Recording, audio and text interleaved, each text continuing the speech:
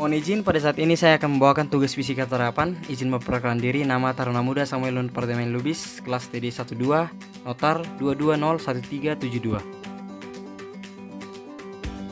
Pada saat ini saya akan membawakan materi tentang hukum Newton. Sebelum masuk ke pembahasan, kita harus tahu dulu siapa penemu dari hukum Newton tersebut.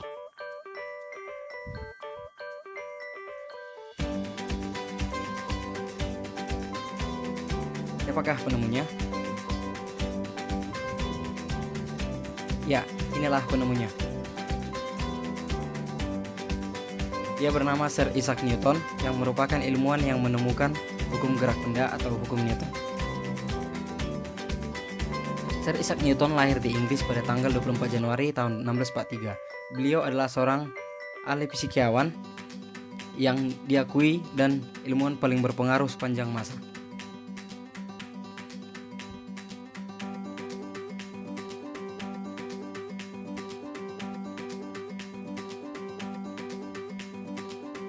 Kita akan masuk ke dalam pembahasan.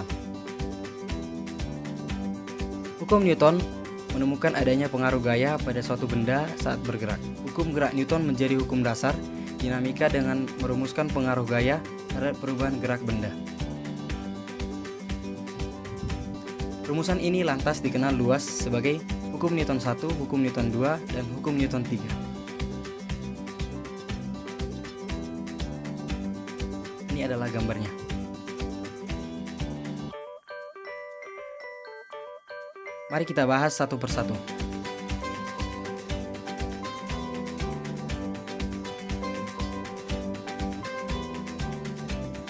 Yang pertama, hukum 1 Newton atau hukum Newton yang pertama.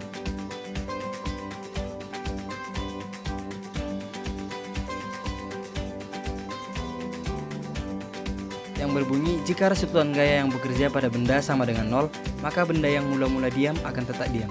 Benda yang mula-mula bergerak lurus beraturan akan tetap lurus beraturan dengan kecepatan tetap. Dengan rumus sigma F sama dengan 0.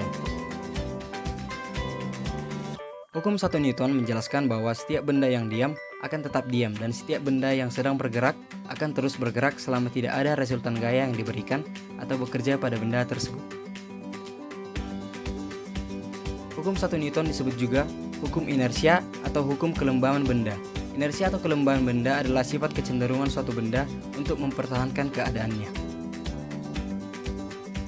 Contoh dari hukum 1 Newton adalah saat naik mobil yang bergerak cepat lalu direm, maka penumpang otomatis terdorong ke depan.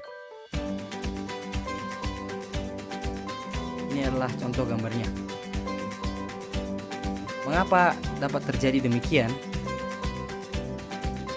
Hal ini karena pada awalnya mobil bergerak dengan kecepatan konstan atau percepatannya sama dengan 0. Saat itu tubuh penumpang sudah nyaman dengan keadaan tersebut. Tiba-tiba mobil mengerem atau memperlambat kecepatannya secara mendadak, sehingga tubuh penumpang terjatuh ke depan. Yang selanjutnya, hukum 2 Newton.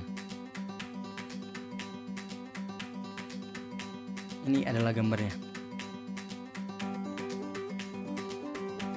Yang berbunyi, percepatan dari suatu benda akan sebanding dengan resultan gaya atau jumlah gaya yang bekerja pada benda tersebut dan berbanding terbalik dengan massa benda. Rumusnya adalah sigma F sama dengan M kali A sama dengan sigma F dibagi massa. Dari persamaan tersebut kita tahu bahwa percepatan berbanding lurus dengan gaya dan berbalik terbalik dengan massa bendanya. Artinya semakin besar gaya yang diberikan pada benda, maka percepatan benda akan semakin besar.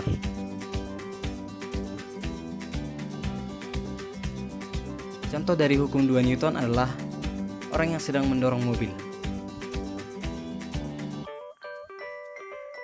Ini gambar simulasinya. Ketika mobil tersebut didorong, kita memberikan gaya terhadap mobil tersebut. Mobil akan mulai bergerak. Semakin besar dorongan, maka mobil akan maju. Semakin cepat pula mobil bergerak. Hal itu sesuai dengan pernyataan dari hukum 2 Newton.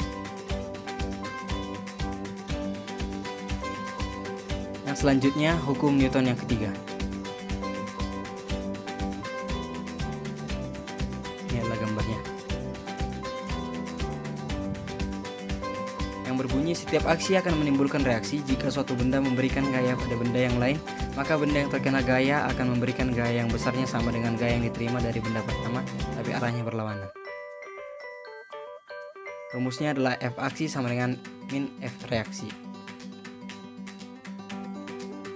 Contoh hukum Newton 3 adalah orang yang sedang mendayung perahu.